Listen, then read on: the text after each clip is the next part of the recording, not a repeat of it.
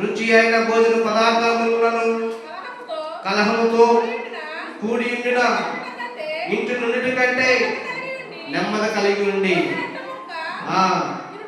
చాలని ప్రియులారా, ఇక్కడ చూడండి సొలొమోను భక్తుడు ఏ రకంగా తెలియజేస్తున్నాడంటే, రుచి అయిన భోజన పదార్థములను కలహముతో కూడి ఉండిన ఇంటి నుండి కంటే. ఒక గృహానికి మనం వెళ్ళామండి, ఆ గృహస్థులు వారికి పడదు, ఏదో కలహాలు ఉన్నాయి, వారికి ఎంతో ప్రేమతో ఏదో పెడుతున్నారు, ఏదో మాంసాహారం ఏదో బిర్యానీ ఉండాలనుకోవచ్చు మీరు. కానీ ఇక్కడ భక్తుడు ఏ రకంగా చెప్తున్నాడో తెలుసా?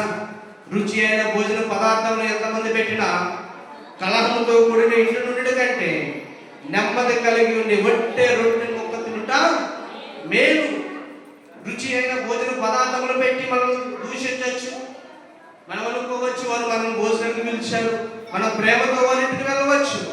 కానీ వారి ఇంటిలో వారి మనసులో ఏ కలహం ఉందో నీకు తెలియదు. అందుకంటున్నాడు భక్తుడు, ఎవరు కూడా రుచి అయిన భోజన పదార్థములు పెట్టినా, ఎవరు కలహంలో ఉన్నా ఇంటిలోకి మనం వెళ్ళినా, మీరు మాంసాహారం పెట్టారు అయ్యో అని సంతోషించవచ్చు. కానీ వాటికంటే మనం ఎక్కడ తింటే మీరంట నెమ్మది కలిగి ఉన్న చోటకి వెళ్ళి ఒట్టే రొట్టె ముక్క తినుట మేలు అంటున్నాడు భక్తుడు.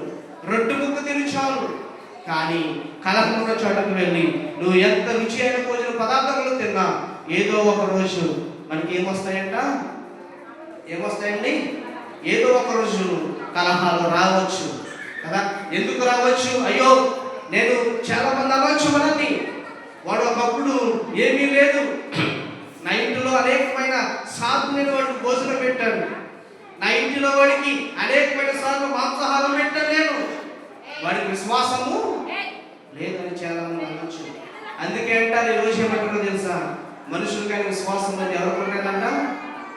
ఎవరికి ఉంటుందండి? కుక్కకైనా విశ్వాసం ఉంటుంది కానీ మనుషులకి కదా. ఎందుకంటారా మనుషులు?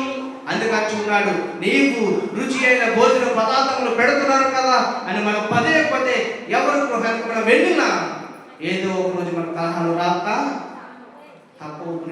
కాబట్టి అయ్యో మనకు రుచి అయిన భోజనం పెట్టారు, రుచి అయిన ఆహారం మనకు పెట్టారు, కలహంతో కూడిన ఇంటి నుండి కంటే నేను నెమ్మది కలిగి ఉండి ఒక గృహానికి వెళ్ళి వారు నాకు రొట్టె ముక్క ఇచ్చిన చాలు అని సంతోషపడే జీవితం మనకు కావాలా అంటే ప్రియులారా, దేవుడు అంటూ ఉన్నాడు, ఇంట్లో ఈ రోజు ఏముండకూడదంటే కలహాలు ఉండకూడదు. ఇంట్లో ఏముండకూడదండి?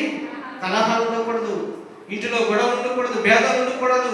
దేవుడు అంటూ ఉన్నాడు, నీ ఇంట్లో ఏముండకూడదంటే దేవుడి రక్షణ, దేవుడి కృప, దేవుడి సమాధానము, దేవుడి సంతోషము ఈ ఇంటిలో ఉన్నట్లయితే నీ కుటుంబము ఎలాగో ఆశీర్వదింపబడుతుందంటే దేవుడు కొరకు నీ కుటుంబాన్ని దీవించినట్లు నీ కుటుంబాన్ని కూడా దేవుడు దీవిస్తాడని దేవుడు అంటూ ఉన్నాడు. మరి నాలుగవదిగా మనం చూస్తే ఇంటిలో అన్యాయముగా ఆక్రమించిన సొమ్ము ఉండకూడదని మీకా గ్రంథం ఒకసారి మనం తెలుపుతాం చూడండి. మీకా గ్రంథం 2వ అధ్యాయము. ఇక్కడ దేవుడు సెలవిస్తూ ఉన్నాడు ప్రియులారా, దేవుని యొక్క మాటలు ఇక్కడ మనకు తెలియజేస్తూ ఉన్నాడు. అందుకే మీకా భక్తుడు చెప్తూ ఉన్నాడు 2వ అధ్యాయము 2వ వచనం ఒకసారి మనం చూడండి.